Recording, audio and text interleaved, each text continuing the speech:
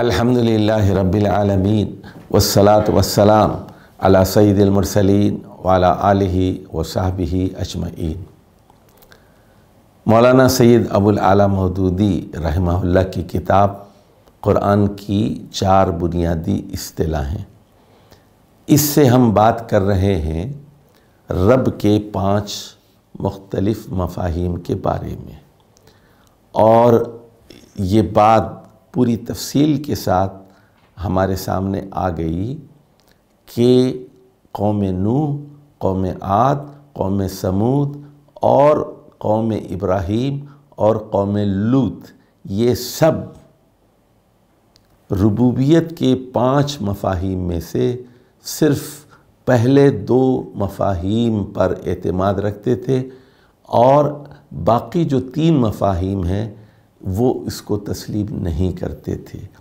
और अंबिया अलैहिस्सलातु वस्सलाम का मुतालबा ये था कि तमाम 5 मानों में अल्लाह सुब्हानहू व तआला को रब तस्लीम किया जाए।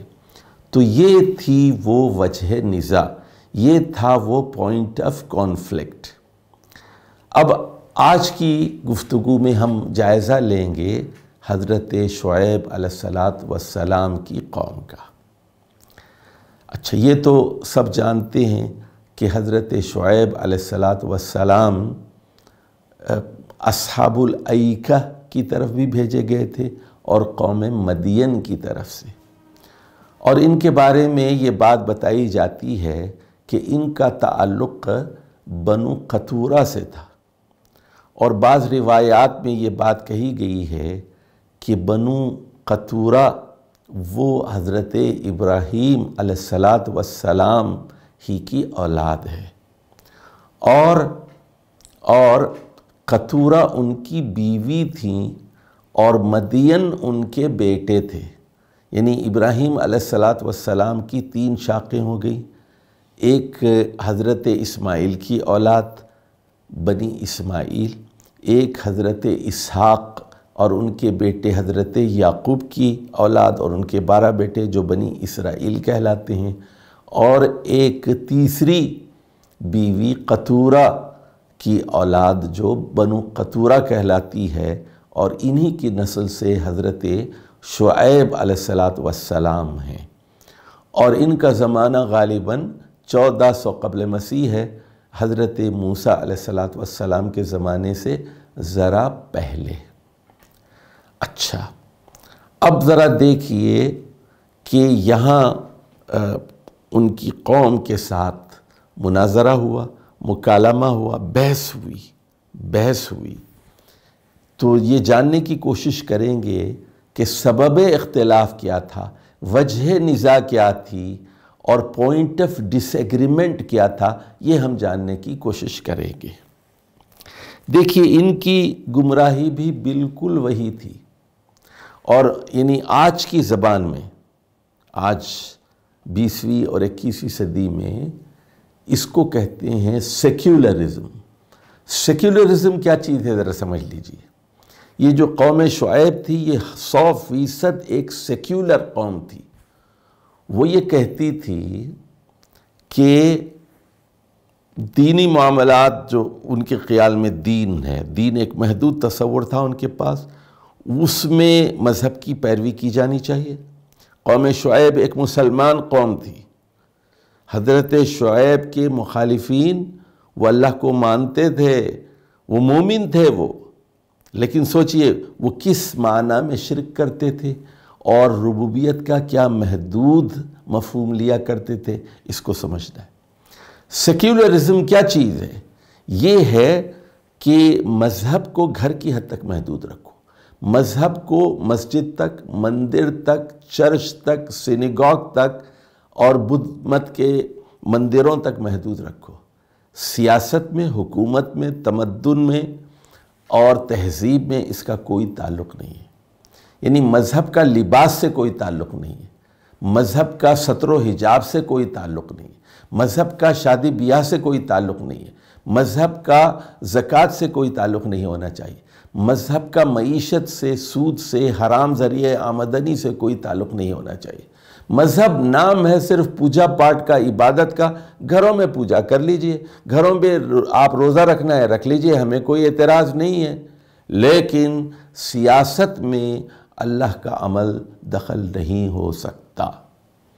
یہ ہے نظریہ سیکولرزم جو یعنی پچھلے 100 سالوں میں اور بالخصوص فرانسیسی انقلاب کے بعد بڑی شد و مد کے ساتھ دنیا پر چھانے لگا، اور آج دنیا کی اکثریت اس نظریے کو تسلیم کرتی ہے کہ سیاست میں، معیشت میں، اقتصاد میں، معاشرت میں، شادی بیاہ میں، لباس میں، تمدن و تہذیب میں کسی مذہب اور کسی خدا کا عمل دخل نہیں ہونا چاہیے۔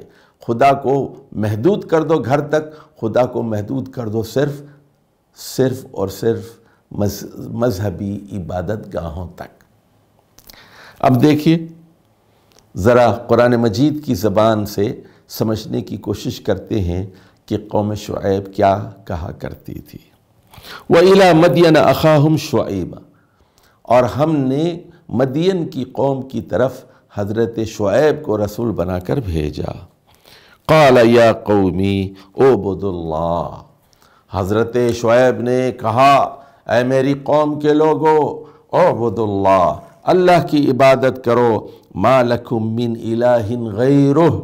دیکھیے الہ کے لفظ پر غور کیجئے، تم لوگوں کے لیے اللہ کے علاوہ کوئی الہ نہیں ہے، ما لکم من الہ غیرہ، قد جاءتکم بینۃ من ربکم۔ دیکھیے رب پر غور کیجئے، بلا شبہ تم لوگوں کے پاس تمہارے رب کی طرف سے ایک بینہ آ گئی ہے، ایک روشن دلیل آ گئی ہے، ایک کرسٹل کلیئر ایویڈنس، بالکل غیر مبہم دلیل، بینہ تمہارے پاس آ گئی ہے۔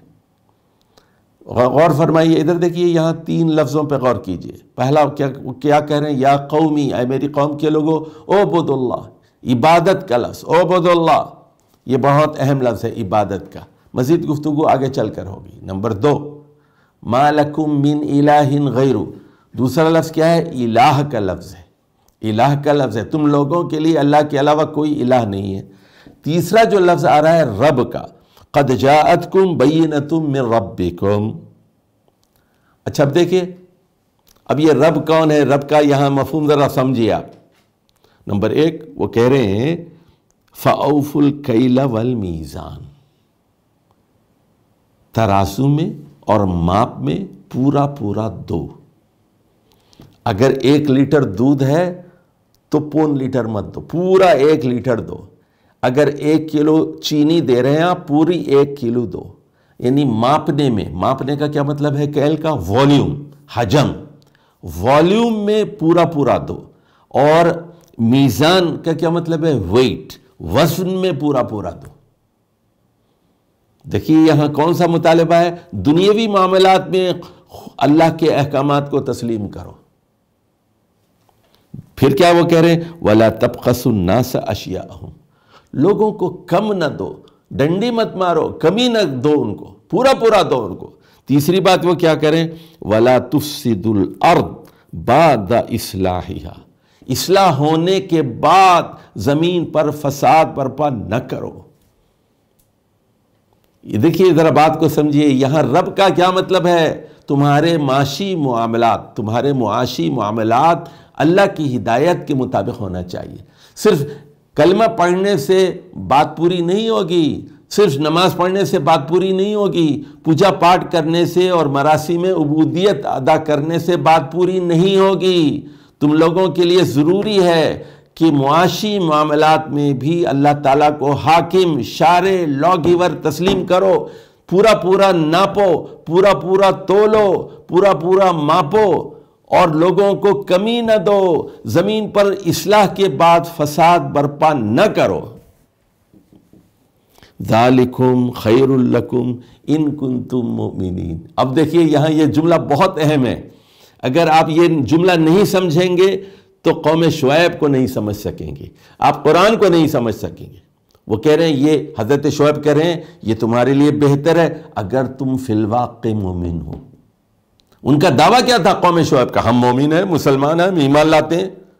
ان کنتم مومن کہہ رہے ہیں، اگر تم صحیح معنی میں مومن ہو تو پھر صرف نماز سے کام نہیں چلے گا، صرف روزے سے کام نہیں چلے گا، تمہیں ناپ تول میں بھی اللہ کے احکامات کو ماننا پڑے گا۔ یہاں پر بات کیا ہو رہی ہے؟ دنیا کے تمام امور اللہ کی ربوبیت کے ماتحت ہونا چاہیے۔ یہاں رب کا مطلب کیا ہے؟ لا گیور، شارع، حاکم، جو آپ کو ناپ تول کے احکام بھی دیتا ہے۔ وَأَقِيمُوا الْوَزْنَ بِالْقِسْطِ وَلَا تُخْسِرُوا الْمِيزَانَ۔ اچھا، اب اس کے بعد دیکھیے آگے چل کر ارشاد ہوتا ہے وَإِنْ كَانَ طَائِفَةٌ مِّنْكُمْ آمَنُوا بِالَّذِي أُرْسِلْتُ بِهِ وَطَائِفَةٌ لَمْ يُؤْمِنُوا۔ اور اگر معاملہ یہ ہے کہ تم میں سے ایک گروہ ان تعلیمات کو جو مجھے دے کر بھیجی گئی ہیں ان پر ایمان لاتا ہے، اور ایک گروہ ایسا ہے جو مجھے دی گئی تعلیمات پر ایمان نہیں لاتا، فَاصْبِرُوا حَتَّى يَحْكُمَ اللَّهُ بَيْنَنَا، یہاں تک کہ تم انتظار کرو جب تک کہ اللہ تعالی ہمارے درمیان فیصلہ نہیں کرتا۔ حَتَّى يَحْكُمَ اللَّهُ بَيْنَنَا، یعنی اب عذاب آنے والا ہے، اب ہوگا یہ کہ کافر مار دیے جائیں گے اور مسلمان جو صحیح معنی میں مسلمان ہیں وہ بچا لیے جائیں گے۔ وَهُوَ خَيْرُ الْحَاكِمِينَ، اور وہ بہترین حاکم ہے، بہترین فیصلہ کرنے والا ہے۔ دیکھیے یہاں حاکمین کا لفظ آ گیا ہے، وہ حکم دیتا ہے۔ کس چیز کا حکم دیتا ہے؟ یہ بھی کہتا ہے کہ ایک خدا کو مانو، ایک کی عبادت کرو، عبد اللہ، اور کسی اور الہ کو تسلیم نہ کرو، اور وہی رب ہے۔ اس کے ساتھ یہ بھی کہتا ہے ڈنڈی مت مارو، کم مت تولو، کم نہ ناپو، کم نہ ماپو، اور وہ خیر الحاکمین ہے، خیر الحاکمین ہے، یعنی اس کا قانون بہترین قانون ہے، اس کے پاس پورے اختیارات ہیں، وہ قوم کو ہلاک کر سکتے ہیں، اور کیا اس نے؟ قوم شعیب میں جو کفر کرنے والے تھے ان کو ہلاک کیا۔ یاد رکھیے یہ کون تھے جو ہلاک کیے گئے تھے؟ یہ کون تھے؟ یہ وہی لوگ تھے جو دعویٰ کر رہے تھے کہ ہم مومن ہیں، یہ مومن ہونے کا دعویٰ کر رہے تھے، یہ مسلمان ہونے کا دعویٰ کر رہے تھے، لیکن وہ ڈنڈی مارتے تھے، چوری کرتے تھے، استحصال کرتے تھے، غریب کو اور غریب بناتے تھے۔ اللہ کا عذاب ان پر نازل ہوا، اور وہ خیر الحاکمین ہے، خیر الحاکمین ہے۔ اچھا، اب ذرا دوسری آیات دیکھیے سورہ ہود کی، سورہ ہود کی آیت نمبر 85، 86، 87، ذرا ان کا جائزہ لیتے ہیں۔ اب یہ بہت اہم ہے، اگر آپ یہ ان آیات کو سمجھ جائیں گے تو سیکولرزم کو سمجھیں گے، آپ سیکولرزم کے صحیح مفہوم کو آپ سمجھیں گے، اور یہ سمجھیں گے کہ حضرت شعیب علیہ السلام اور ان کی ہلاک شدہ جو قوم تھی جس کو اللہ تعالیٰ نے ہلاک کیا، ان دونوں کے درمیان اختلاف کے اسباب کیا تھے، کانفلکٹ کیا تھی، اور وجہ نزاع کیا تھی، یہ سمجھیں گے آپ۔ حضرت شعیب نے کہا وَيَا قَوْمِي أَوْفُوا الْمِكْيَالَ وَالْمِيزَانَ بِالْقِسْطِ، بالقسط، اے میری قوم کے لوگوں، انصاف کے مطابق ٹھیک ٹھیک ماپو اور تولو، حجم بھی پورا ہو، وزن بھی پورا ہو، حجم بھی پورا ہو اور وزن بھی پورا ہو، یعنی والیوم بھی پورا دو اور ویٹ بھی پورے کے پورا ادا کرو۔ وَلَا تَبْخَسُوا النَّاسَ أَشْيَاءَهُمْ، اور لوگوں کو ان کے مال میں گھاٹا مت دو۔ وَلَا تَبْخَسُوا النَّاسَ أَشْيَاءَهُمْ وَلَا تَعْثَوْا فِي الْأَرْضِ مُفْسِدِينَ، اور زمین میں فساد برپا مت کرو، فساد برپا مت کرو۔ اب ایک خاص ترکیب آ رہی ہے، پورے قرآن میں صرف ایک جگہ یہ ترکیب استعمال ہوئی ہے، بقیت اللہ، بقیت اللہ۔ بقیت اللہ کا مطلب ہے اللہ کا بچایا ہوا حلال۔ بقیت اللہ خیر لکم ان کنتم مومنین۔ اب دیکھیے ان کا دعویٰ کیا تھا؟ ہم پکے مومن ہیں، ہم اللہ پر ایمان رکھتے ہیں۔ یہ ہلاک شدہ قوم تھی جس کو ہلاک کیا گیا، ان کا دعویٰ کیا تھا؟ مومن. تو حضرت شعیب کہہ رہے ہیں اگر تم سچے معنی میں مومن ہو جیسا کہ تمہارا دعویٰ ہے تو پھر بقیت اللہ خیر لکم. یہ 10% جو منافع حلال ہے اللہ کا بچایا ہوا ہے یہ زیادہ بہتر ہے. یعنی آپ نے ایک چیز 100 روپے میں خریدی, آپ نے 110 میں بیچی, حلال ہے, یہ بقیت اللہ ہے. لیکن تم کیا کر رہے ہو, 100 کا مال اس میں 1 کلو 100 روپے کے مثال کے طور پر 100 روپے بھینڈی ہے, آپ کیا کر رہے ہیں 900 گرام تول رہے ہیں اس کو, اور 10 روپے منافع لے رہے ہیں اور 10 روپے ڈنڈی مار کے کما رہے ہیں. اللہ کیا کہہ رہا ہے, حضرت شعیب کی زبان سے کیا کہلوا رہا ہے, بقیت اللہ خیر لکم. جو حلال منافع ہے وہ تمہارے لیے زیادہ بہتر ہے.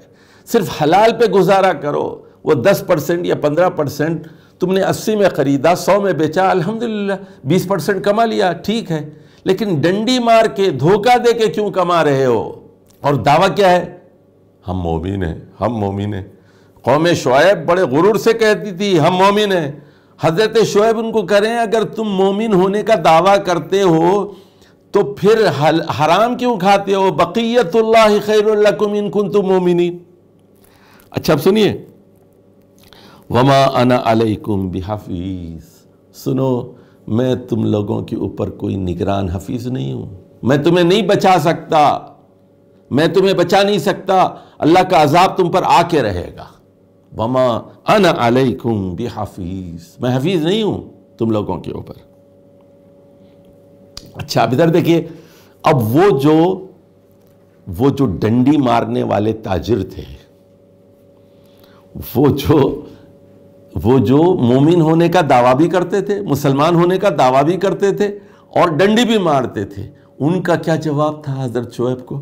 قالوا یا شعیب الصلاۃ تأمرک ان نترک ما یعبد آباؤنا. اچھا وہ کہہ رہے ہیں دیکھیں یا شعیب, اور تعریف کر رہے ہیں حضرت, آپ بڑے اچھے نمازی ہیں, بڑے اچھے نمازی ہیں, ہم آپ کو اپریشیٹ کرتے ہیں, آپ نماز پڑھتے ہیں نا, بہت اچھے ہیں, بہت اچھے. لیکن یہ بتائیے کیا آپ کی نماز ہمارے باپ دادا جو کام کرتے تھے, جو عبادت کرتے تھے, اس سے روکتی ہے؟ کیا آپ کی نماز ہمارے باپ دادا کی عبادت سے اور طریقہ بندگی سے روکتی ہے؟ الصلاۃ کا یا حکم دیتی ہے کہ ہم چھوڑ دیں اس چیز کو؟ الصلاۃ کا تأمرک ان نترک ما یعبد آباؤنا. اب وہ کیا کہہ رہے ہیں سنیے, ہم تو ہمارے والد چادر چڑھاتے تھے, ہمارے دادا چادر چڑھاتے تھے, ہمارے دادا عرس کرتے تھے, ہمارے دادا قبر کے اطراف گھومتے تھے, ہمارے دادا جنتی دروازے سے گزرتے تھے, لوگوں کو بھی جنت میں داخل کرتے تھے. آپ تو اچھے آدمی ہیں, نمازی آدمی ہیں, دیندار آدمی ہیں, کیا آپ کی نماز یہ حکم دیتی ہے کہ ہم جو باپ دادا کے زمانے سے بدعات کر رہے ہیں وہ نہ کریں, وہ چھوڑ دیں؟ اس کے بعد سنیے, او ان نفعل فی اموالنا ما نشاء. اب ہمارا مال ہے تو ہم اپنے مال میں جو چاہے کریں, اس سے روکتی ہے؟ او نفعل فی اموالنا ما نشاء. ادھر دیکھیے, ہم تولتے ہیں تو 1 کلو 1000 گرام کے بجائے ہم 900 گرام تولتے ہیں, اور 1000 ملی لیٹر کے بجائے ہم 900 ملی لیٹر ماپ کے دیتے ہیں.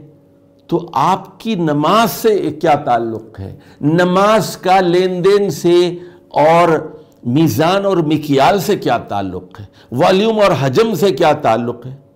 میں نے پہلے بتایا تھا کہ قوم شعیب بھی ایک سیکولر قوم تھی, وہ اللہ کو مانتی تھی, اس کا دعویٰ یہ تھا کہ ہم مومن اور مسلم ہیں, لیکن اس کو حیرت ہوتی تھی, وہ ایک لکیر کھینچتے تھے, نماز الگ چیز ہے, کاروبار الگ چیز ہے, نماز الگ چیز ہے, کاروبار الگ چیز ہے. اس کے بعد وہ کہہ رہے ہیں, کیا کہتے ہیں سنیے, اِنَّكَ لَأَنْتَ الْحَلِيمُ الرَّشِيدُ. اب ان کی ذاتیات کی تعریف کر رہے ہیں حضرت شعیب کی. حضرت شعیب آپ تو بلا شبہ حلیم آدمی ہیں, رشید آدمی ہیں, بڑے ہی بردبار ہیں, بڑے اچھے اخلاق کے ہیں، آپ نمازی بھی بہت اچھے ہیں، لیکن آپ کی نماز کا ہمارے اموال میں تصرف سے کیا تعلق ہے؟ آپ دیکھیے اتنی کھلی بات ہے، تو اس میں ربوبیت کا کیا تصور تھا ان کے پاس، اس کو سمجھیے۔ وہ اللہ کو اس معنی میں رب مانتے تھے، وہ بارشیں برساتا ہے، سورج سے روشنی فراہم کرتا ہے، چاند سورج کو گردش دیتا ہے، ما فوق الطبعی معاملات میں وہ اللہ کو مانتے تھے، لیکن وہ اللہ کو قانون ساز، حاکم، شارع، قانون دینے والا، لا گیور تسلیم نہیں کرتے تھے۔ وہ یہ کہتے تھے کہ اللہ کا مالی معاملات سے کوئی تعلق نہیں ہے، اقتصادی معاملات سے کوئی تعلق نہیں ہے، حلال اور حرام کمائی سے کوئی تعلق نہیں ہے، نماز اپنی جگہ پہ ہے اور حرام اپنی جگہ پہ ہے، رند کے رند رہے، ہاتھ سے جنت نہ گئی۔ تو یہ تھا وہ وجہ اختلاف۔ وہ یہ جو ربوبیت کے 5 مفاہیم ہیں، اس میں سے پہلے 2 کو مانتے تھے اور تیسرے، چوتھے اور 5ویں کو وہ نہیں مانتے تھے۔ والسلام علیکم ورحمۃ اللہ وبرکاتہ۔